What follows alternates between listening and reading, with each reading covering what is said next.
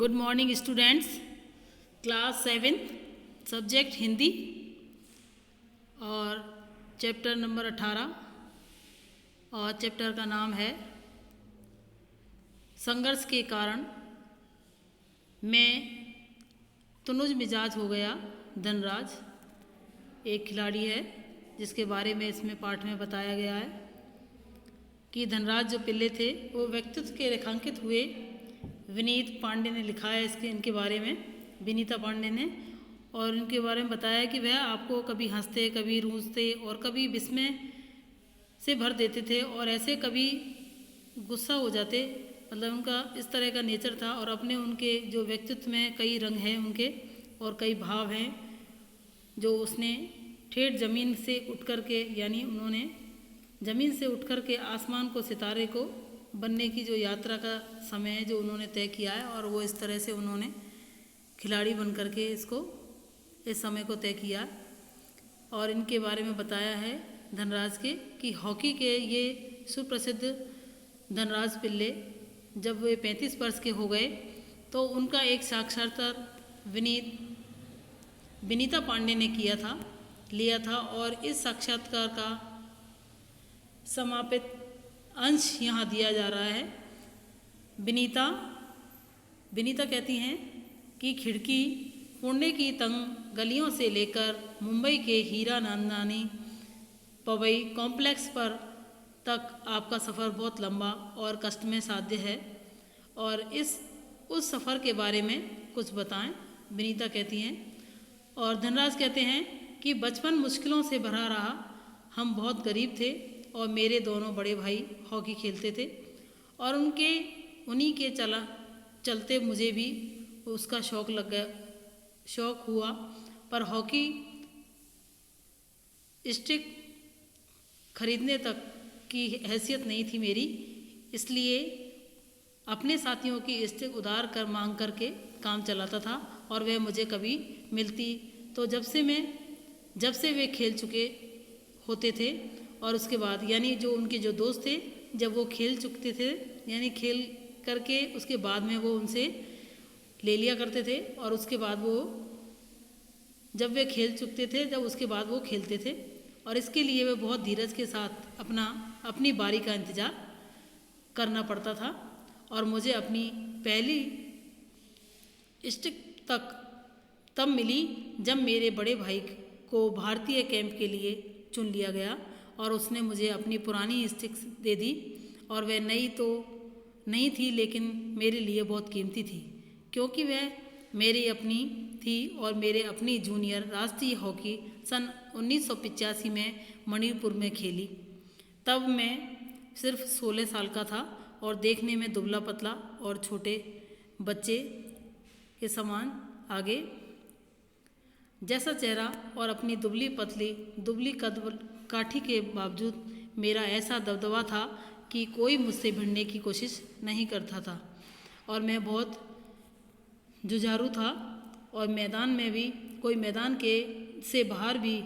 और 1986 में मुझे सीनियर टीम में डाल दिया गया और मैं बोरिया बिस्तरा बांध करके मुंबई चला गया, यानी उन्होंने छोटी सी उम्र में ही खेलना सीख लिया था।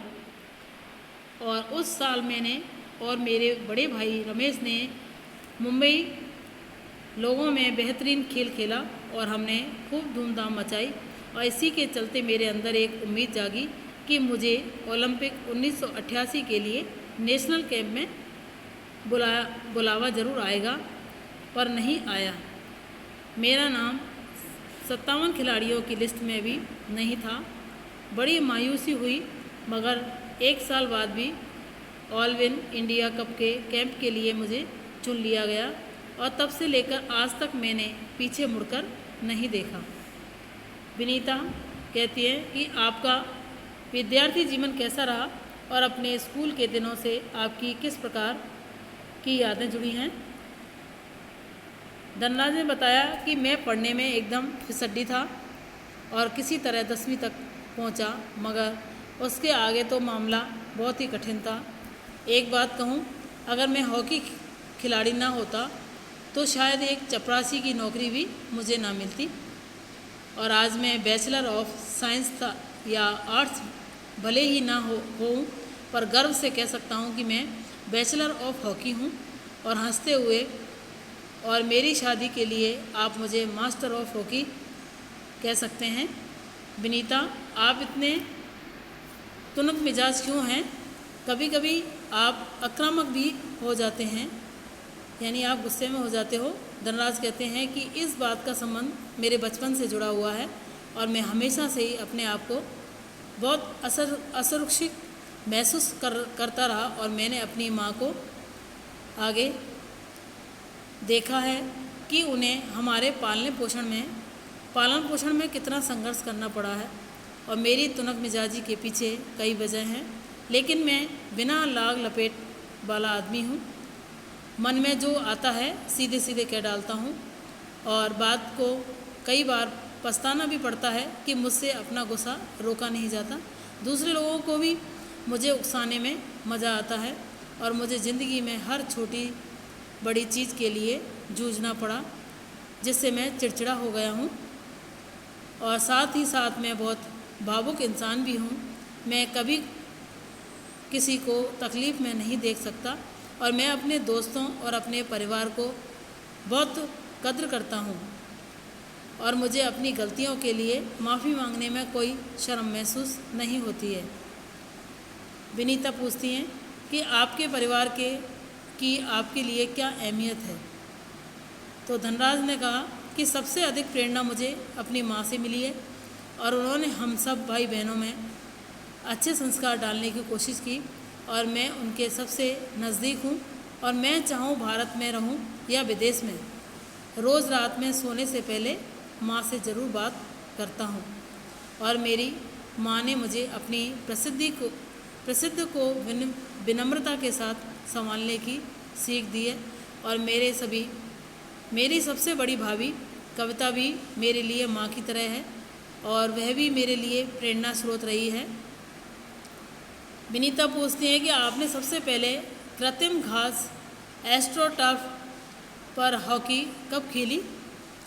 तो धनराज ने कहा कि मैंने सबसे पहले कृत्रिम घास जब राष्ट्रीय खेलों में नेशनल्स में भाग लेने 1988 में नया दिल्ली आया। और मुझे याद है कि किस तरह की सोमैया और जोकिव करवाहलो मुझे एक कोने में ले जाकर कृत्रिम घास पर खेलने के लिए गुर बता रहे थे। और जब वे बताने में लगे हुए थे तो मैं झुक कर उस मैदान को छू रहा था और मुझे विश्वास ही नहीं हो रहा था कि विज्ञान इस कदर तरक्की कर सकता है कि जिससे कृत्रिम घास तक उगाई जा सके। विनीता, हर युवक का यह सपना होता है और कि उसके पास एक कार हो, और आपके पास अपनी पहली कार कब आई? आगे धनराज ने कहा कि मेरी पहली कार एक सेकंड हैंड अरमाना थी जो मुझे पहले के लिए एम्प्लॉयर ने दी थी जब तक मैं काफ़ी नामी खिलाड़ी बन चुका था। मगर यह कोई ज़रूरी नहीं कि शोहरत पैसा साथ लेकर आए। मैं तब भी मुंबई की लोकल ट्रेनों और बसों में ही सफ़र करता था, क्योंकि टैक्सी में चढ़ने की हैसियत मुझ में नहीं थी। और मुझे याद है कि एक बार किसी फोटोग्राफर ने एक भीड़ में भरे रेलवे स्टेशन पर मेरी तस्वीर खींचकर अगले सुबह अखबार में यह खबर छाप दी कि हॉकी का सितारा पिल्ले अभी भी मुंबई की लोकल ट्रेनों में सफ़र करता है। उस दिन मैं महसूस किया कि मैं एक मशहूर चेहरा बन चुका हूँ और मुझे लोकल ट्रेनों में सफ़र करने से बचना चाहिए। लेकिन मैं कर ही क्या सकता था। मैं जो भी थोड़ा बहुत कमाता उससे अपना परिवार चलाना पड़ता था और धीरे धीरे पैसे जमा करके बहन की शादी की और अपनी माँ के लिए हर महीने पुणे पैसा भेजना शुरू किया।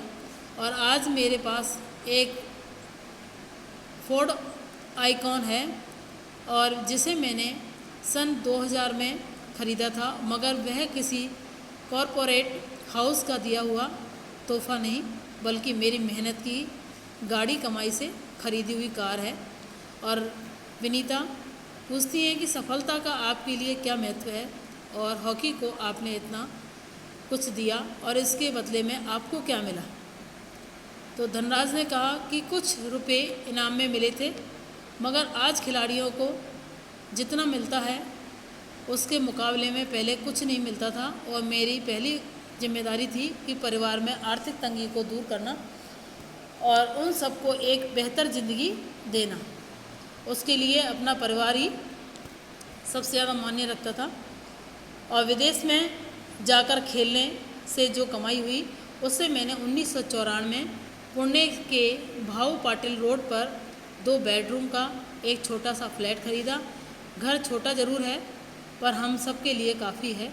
और 1999 में महाराष्ट्र सरकार ने मुझे पवई में एक फ्लैट दिया और वह ऐसा घर है कि जिसे खरीदने की मेरी खुद की हैसियत कभी नहीं हो पाती।